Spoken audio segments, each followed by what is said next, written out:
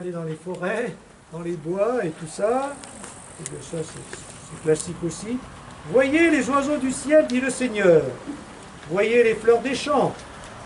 Dans ses paraboles, le Christ parle souvent des créatures, des oiseaux, des fleurs, des arbres qui fleurissent ou se dessèchent, des épis mûrs dans les champs, des graines qui tombent en terre pour donner vie à des plantes nouvelles. Par là même, il attire notre attention sur la nature qui nous entoure, qui contient la sagesse et la beauté divine, qui nous donne tant de leçons. Malheureusement, pressés par le quotidien et les soucis, nous ne la voyons ni ne la sentons plus. Elle est notre sœur et notre mère, elle est sortie elle aussi des mains du Créateur. En contemplant ces œuvres si belles, nous glorifions leur auteur. Vous êtes bien d'accord? Mais en même temps, est-ce que beaucoup le font aujourd'hui? Ne pas faire. Les enfants et les jeunes. Oui, mais les écrans. Le nombre d'heures sur les écrans. Ça, je le redis souvent, mais pour moi, c'est quand même une sacrée question. Hein? Voilà. Donc ça veut dire que ça aussi c'est l'éducation. Hein. Si on n'emmène pas à se promener comme ça, regarder les fleurs, mais tout ça, ça prend. Hein. Ce qui était naturel avant, on était tous plus ou moins dans la nature, mais maintenant, ça, il faut que ce soit une volonté. Dans l'éducation maintenant, c'est vrai que tout ce qui ne... Il n'y a plus rien qui se fait naturellement. Il y a même des contres. Naturellement, maintenant, c'est les écrans. Il se passe tous les ans. C'est bien pratique pour les parents, ils les mettent devant un écran, comme ça, et les enfants sont tranquilles. Mais bon, le problème, c'est ça. Voilà. Et même toutes ces images, l'évangile aujourd'hui, toutes ces images, est-ce que ça peut parler encore à un enfant ou à un jeune d'aujourd'hui?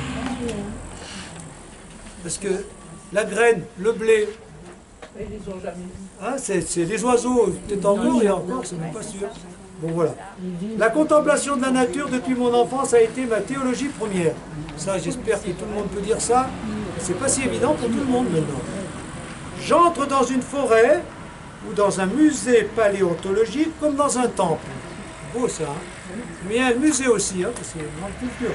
Aujourd'hui encore, un rameau et des feuilles, un oiseau en vol, compte plus pour moi qu'une centaine d'icônes. Bon, pour un orthodoxe, hein. Voilà. Les sciences naturelles auxquelles je me suis intéressé très tôt étaient pour moi une façon de connaître les mystères divins. On a fait des études. Hein. En étudiant mes préparations au microscope, en observant la vie de certains protozoaires, j'avais l'impression d'assister à un mystère. Ça, je peux le dire. Hein. Qu'est-ce qui se tient derrière cette perfection de l'univers? D'où vient cette régularité d'horloge? Lorsque l'on dit qu'il n'y a pas de miracle, aussitôt me vient à l'esprit que le plus grand miracle, c'est l'existence du monde. Hein? Et un miracle en outre que l'homme peut arriver à connaître. Aristote disait que toute connaissance, y compris la connaissance scientifique, commence par l'étonnement. Voilà des belles choses, hein? S'étonner, admirer, voilà. J'existe, le monde existe, hein, souvent, on l'a vu aussi, ça c'était aussi l'abbé Pierre, j'existe, l'existence, j'existe. Quand on dit j'existe, on prend conscience, si on existe, c'est pas de nous, donc ça vient d'ailleurs. Donc je rentre dans l'existant avec un grand E. Sur la nature, je pense que vous avez pas beaucoup de choses à ajouter. Le plus grand miracle, c'est l'existence du monde. Plus que les miracles des autres. Est-ce que vous êtes d'accord avec ça? C'est le cardinal Newman qui disait, hein, je ne crois pas à cause des miracles, mais malgré les miracles. C'est pas mal comme ça. C'est-à-dire que les miracles, ça reste exceptionnel. Donc il ne faut pas croire en fonction de ce qui est ordinaire.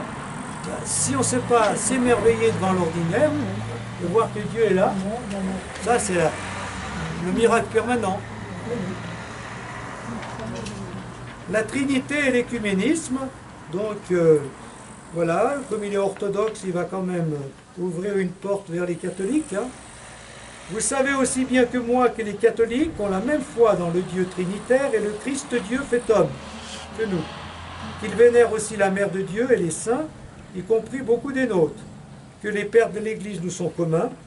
Leur hiérarchie se fonde sur la succession apostolique, comme la nôtre. C'est pour cela que notre Église reconnaît la validité des sacrements.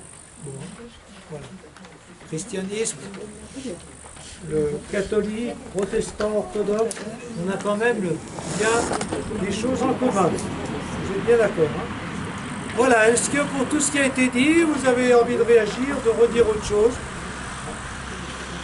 Voilà, c'est autre chose que ce qu'on a vu jusqu'à présent. Il y a des choses intéressantes et qui correspondent à nos questions à nous, ou à nos expériences à nous, hein. Même si c'est l'autre siècle, et c'est en Russie, dans un autre pays et dans une autre religion. Mais finalement, sur le plan spirituel, les religions se rejoignent. Voilà. Ça va? Oui, grand merci. Alors, on termine par une prière en commun, laquelle? Avant de boire.